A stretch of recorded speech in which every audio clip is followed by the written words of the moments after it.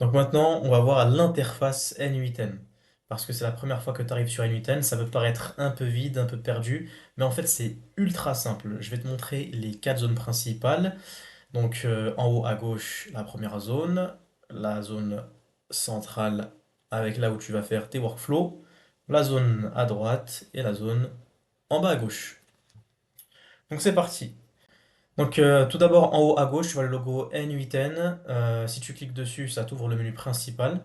Juste à côté, tu as Personal, donc c'est ton environnement de travail. Si tu as plusieurs projets ou plusieurs clients, si tu veux créer des environnements séparés. Juste à côté, My Workflow 2, donc là tu peux le nommer. Donc par exemple, on va marquer Test, on va marquer Test School. Voilà, donc tu peux renommer tes workflows tout simplement.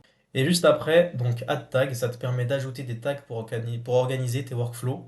Par exemple, tu peux mettre un tag client, perso, test, c'est super pratique quand tu as une 150aine de workflows par exemple.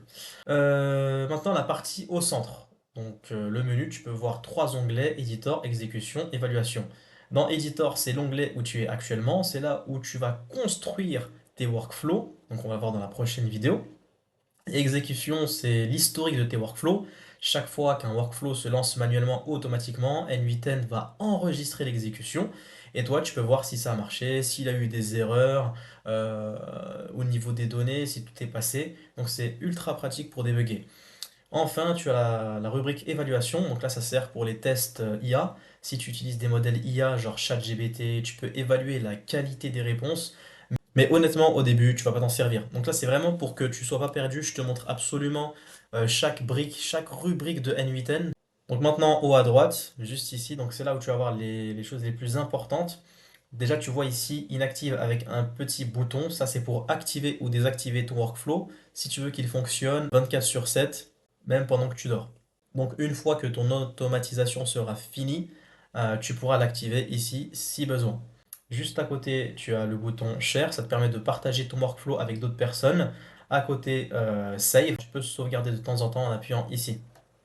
Après, tu vois les trois petits points, ça t'ouvre un menu avec plein d'options, dupliquer le workflow, le supprimer, t'exporter en JSON, voir les différentes versions, etc. Donc, nous, ce qu'on utilise la plupart du temps, c'est Download pour enregistrer ton workflow sur ton ordinateur, Rename pour le renommer, tu peux le renommer ici ou là-bas, Import from URL ou from file, ça c'est par exemple les workflow que je vais te mettre à ta disposition. Si tu veux les mettre en copier-coller, c'est ici que tu viendras. Tu cliqueras sur Import from File et tu iras les chercher dans ton ordinateur directement dans la rubrique téléchargement, mon workflow, et il va apparaître comme par magie.